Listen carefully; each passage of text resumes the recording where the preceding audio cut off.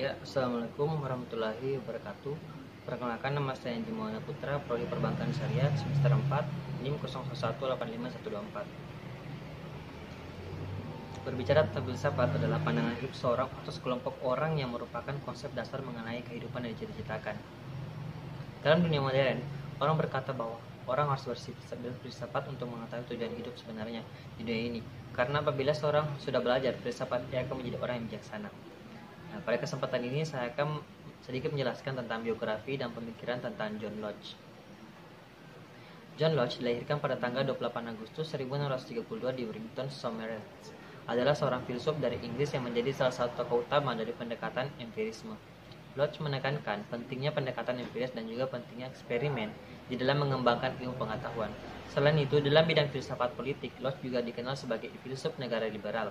Locke menandai lahirnya era modern dan juga era pasca Descartes atau post-Cartesian, karena pendekatan Descartes tidak lagi menjadi salah satunya pendekatan yang dominan di dalam pendekatan filsafat waktu itu. Akhir hidup Locke, pada tahun 1700 Locke pensiun dari pekerjaannya. Dia menjalani sisa kehidupannya selama 4 tahun. Kesehatan Locke semakin menurun dan ia menderita penyakit asma. Bulan-bulan akhir tahun 1704 merupakan saat terakhir kehidupannya. Dia meninggal tanggal 28 Oktober 1704. Beliau dikuburkan di Highclere. Pemikiran Locke meneruskan pembelajaran dalam bidang filsafat. Salah satu pemikiran Locke yang paling berpengaruh dalam sejarah filsafat adalah proses manusia mendapatkan pengetahuan.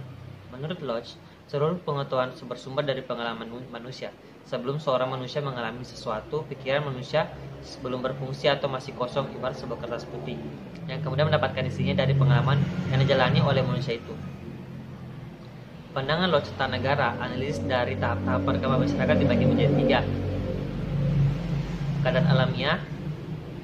Sebuah masyarakat manusia yaitu situasi harmonis di mana semua manusia memiliki kebebasan dan kesamaan hak. Keadaan perang, ketika keadaan alamiah telah mengenal hubungan-hubungan sosial, maka situasi harmoni mulai berubah. Penyebab utamanya adalah terciptanya uang. Terbentuknya negara. Untuk menciptakannya jalan keluar dari keadaan perang tersebut, masyarakat mengadakan perjanjian. Disinilah lahirnya negara persemakmuran. Agama. Pandangan Locke mengenai agama, ia menganggap agama Kristen adalah agama yang paling masuk akal dibanding dengan agama lain, karena ajaran-ajaran Kristen dapat dibuktikan oleh akal manusia. Locke berangkat dari kenyataan bahwa manusia adalah makhluk berakal budi, sehingga pastilah disebabkan karena adanya tokoh pencipta yang mutlak dan maha kuasa, yaitu Allah. Pengaruh pemikiran Locke. Filsafat pengetahuan pemikiran Locke tentang pengetahuan memiliki pengaruh besar terhadap para filsuf setelahnya, khususnya David Hume di Inggris dan Kant di Jerman. Pandangan Locke tentang proses manusia mendapat pengetahuan memiliki 2 implikasi penting. Pertama, munculnya anggapan bahwa seluruh pengetahuan manusia berasal dari pengalaman. Kedua, semua manusia diketahui melalui pengalaman, bukanlah objek atau benda pada dirinya sendiri, melainkan hanya kesan indrawi dari hal itu yang diterima oleh pasca indera manusia. Sebagai penutup, John Locke adalah seorang filsuf dari Inggris yang menjadi salah satu tokoh utama dari pendekatan empirisme. Locke menekankan pentingnya pendekatan empiris dan juga pentingnya eksperimen-eksperimen di dalam mengembangkan ilmu pengetahuan. Salah satu pemikiran Locke yang paling berpengaruh dalam sejarah filsafat adalah proses manusia mendapatkan pengetahuan. Seluruh pengetahuan bersumber dari pengalaman manusia sebelum seorang manusia mengalami sesuatu. Pikiran manusia belum berfungsi atau masih kosong ibaratnya kertas putih, yang kemudian mendapatkan isinya dari pengalaman dijalani oleh manusia itu.